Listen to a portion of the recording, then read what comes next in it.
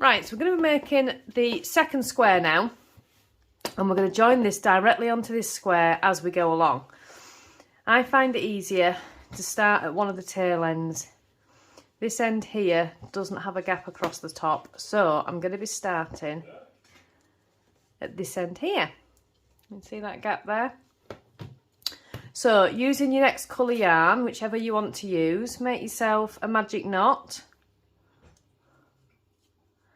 And you are going to slip that into that gap there.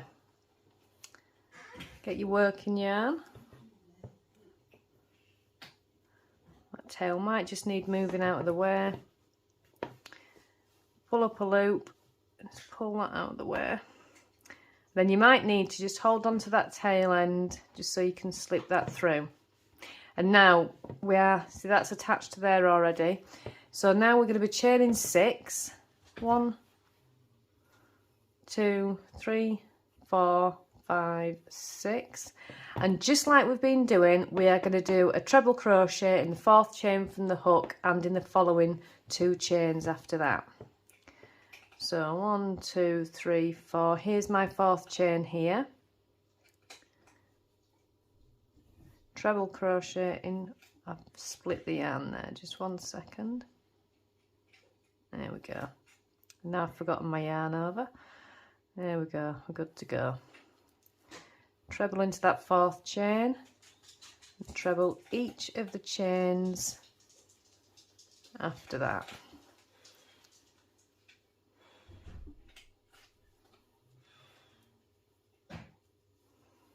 There we go. So you can see now our first block is made. That's the board making that noise. So now we need to join this block to this square here. In between each of these squares, you'll see a little gap. That's where I'm going to put the slip stitch into that first gap. So I'm going to put a slip stitch into there to join that square. And now we need to make our second square. We're going to do this by chaining 3, which gives us the height of that second row there. And then we're going to slip stitch into that gap between these 2 blocks. So between blocks 2 and 3, we're going to slip stitch into there. I'm going to chain 3 again, and then we're going to turn our work, and we're going to work into this little gap that you've just created here. So 3 trebles into that gap. 1, 2, 3. If you can hear any noises in the background, the cat has decided he absolutely must eat his biscuits right now, and he's sat just behind me. And the lounge, there are children in the lounge. So we've made block 2 now, and we need to join it to our neighbouring block.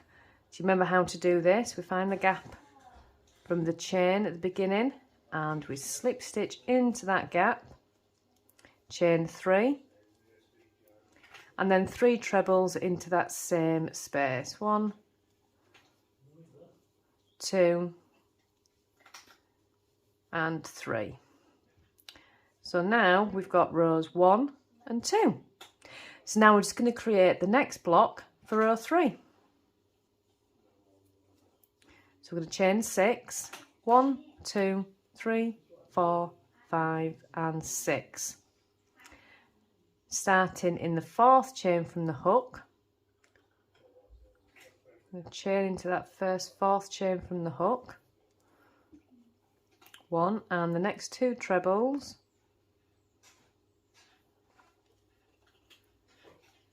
That. And that. As I said before, if you end up in this position, you just need to turn your work so you can join them. Excuse, that's one of my hairs. That's the joys of having alopecia. So if you end up in this position, as I was just then, which was that position, just turn the work so you can join the pieces together, because that block just needs to sit on top like that. That's all we need to do. So if you're like that, that's great. If you're in that position, just flip your work over so you can join that block. So we're going to join these blocks together with a slip stitch, just like we've been doing all the way through. We're going to slip stitch into that gap there. You're all getting the hang of this now, I'm sure. Chain 3, 1, 2, 3, and then 3 treble crochets into that gap there. 1, 2, and 3. Give myself a bit extra yarn there. Need to join this square to this square, which we'll do with our trusty slip stitch.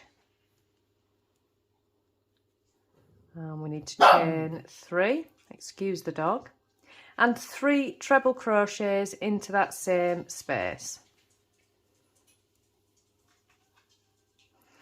Now again, we've got this edge block again, so we're going to have to join this block to this block. So we'll find the gap in between blocks number 3 and number 4, which is just there, and we'll slip stitch straight into that gap there. Chain 3. Now what we're doing here is we're making space to put the next block, because obviously we can't chain 6 because we're joining the blocks directly together. So we're just chaining 3 and we're putting the hook into that gap there, just between the blocks. And then we're going to chain 3 again, which will count as our first stitch. Turn your work and 3 treble crochets. If you carry on like that for the next couple of rows,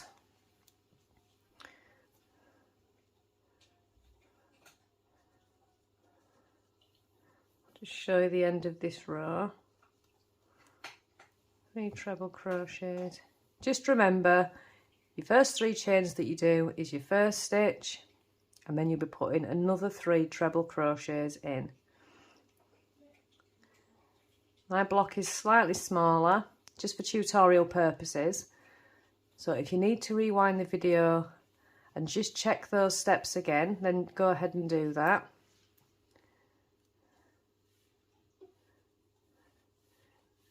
And then what you should find when I finish this final stitch,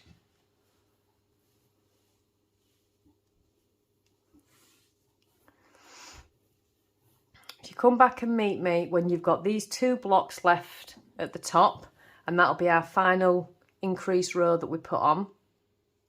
So at the moment I've got 4 blocks here and I've got 4 blocks here. My next row I'm going to be using both of these 2 blocks. So if you go ahead and crochet however many you need to do for the size of your square, and meet me back when you've got these 2 free blocks here. So we are just going to be putting on our final increase row. So we need to create our block. So we're going to chain 6, starting at the 4th chain from the hook. We're going to do 3 trebles, 1 in each of those chains, 2,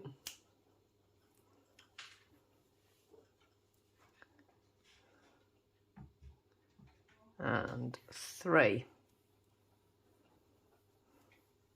Turn my work so I can join those 2. Now I need to join these squares together, so I'm going to slip stitch into that gap just like we've been doing. 3 chains and 3 trebles, always 3 chains and 3 trebles. That's how I've always done it, and it's worked well so far.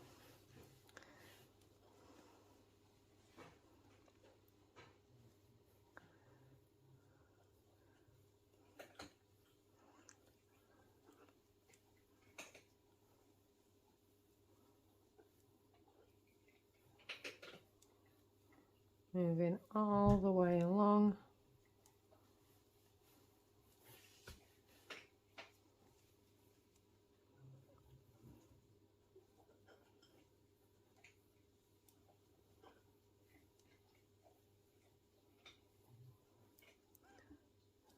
Now I'm just finishing off row 5 now on mine. If you're doing a DK weight blanket, you've probably chosen to do the same amount of squares. If you're doing a 4-ply, you've probably chosen to do 10 squares. but the method is all the same. So I'm just finishing off that 5th row, so I'm going to slip stitch in between those 2 blocks there, chain 3. Now for this top one, what I find easier is to slip stitch in to the top of this chain here, if you can see that. So that's what I'm going to do. It just makes it a little bit tidier.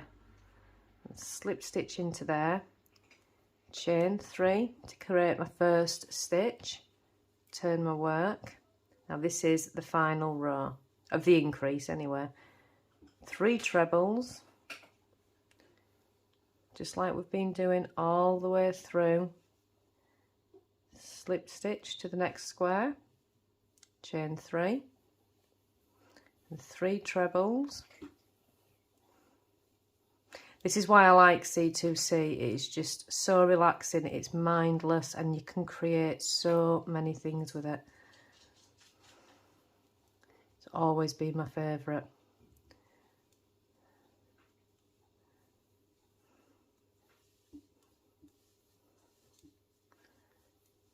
Moving down to the next block.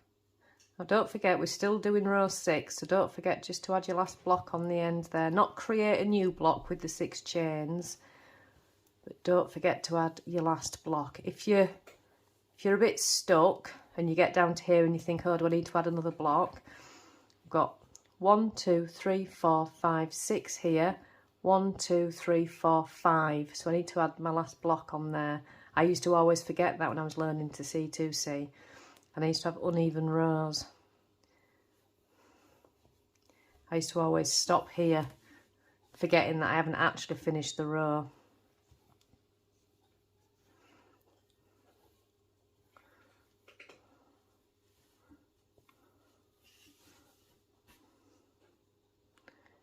So I'm just coming up to my last block now.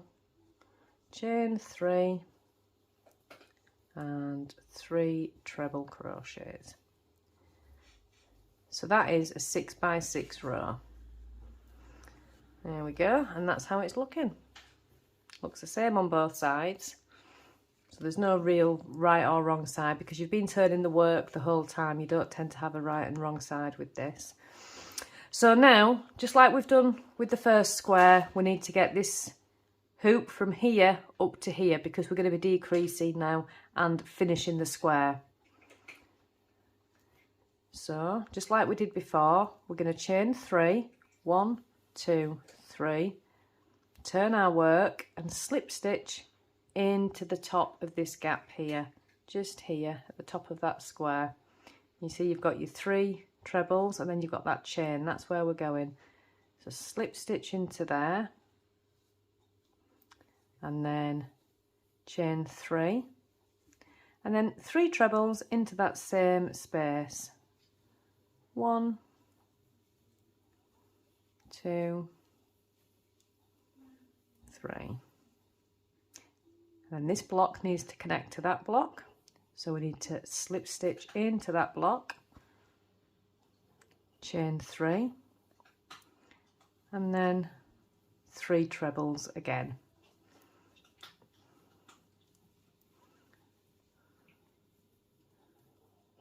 Same thing again, we need to slip stitch into that block, chain 3, and 3 trebles again.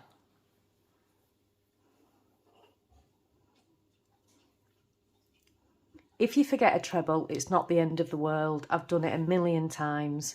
You really can't tell in the grand scheme of things when you've got a big blanket that one square's a treble short.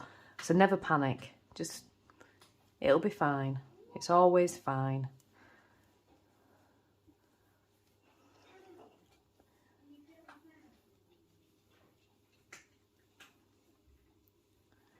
And here we go again. And we're just coming up to our last square now. Do my 3 trebles. I find it much easier with C2C once you've got your first square joined on. It doesn't seem as much work when you're doing the second, any consecutive squares really after that. So join my last square to there, and just like we've been doing, chain 3, turn your work and slip stitch into the top of that square, into the gap, which is just there. Chain 3 again, first stitch of the new block, and then 3 trebles. And you're just going to keep going like that until you come to your final square. I'll leave mine running while we're doing it together. If you're doing the more squares in yours, you might need to pause me. Once you get the hang of C2C, as I said in the previous video, it just opens up so many opportunities, because I've done so much in this. It's a yarn eater. It really does eat yarn. So if you want rid of some yarn that you don't know what to do with, that's very pretty, but you're really not sure if you want it in a jumper or anything, a C2C blanket is just beautiful. There is so many things you can do with a C2C. I'm showing you the patchwork one now, but you can actually do a gingham one.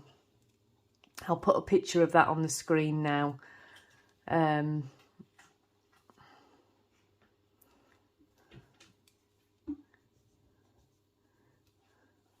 And I made this gingham style one a few years ago. It's still my favourite. In fact, it's not even mine anymore. Danny's commandeered it. But you can make so many great designs. You can make like a tartan effect design. If you get yourself on Pinterest and type in C2C blankets, there are some amazing ones. And then you can do Grafgans, which is like my Snoopy blanket right now, which is all C2C. There's so many things you can do with it.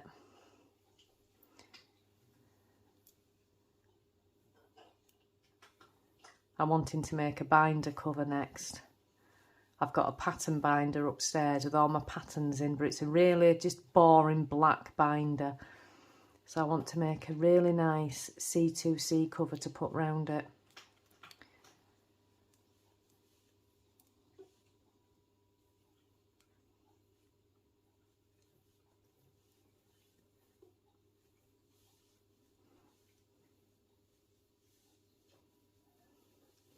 I think it'll look really pretty.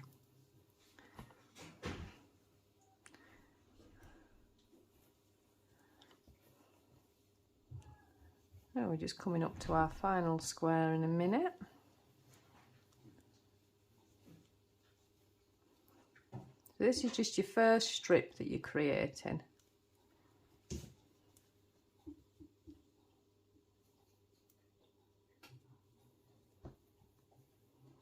You would not believe I'm absolutely surrounded by cats at the moment. So we're going to be doing our last square now. So I've done my 3 chains. I'm going to do my 3 trebles into that same space.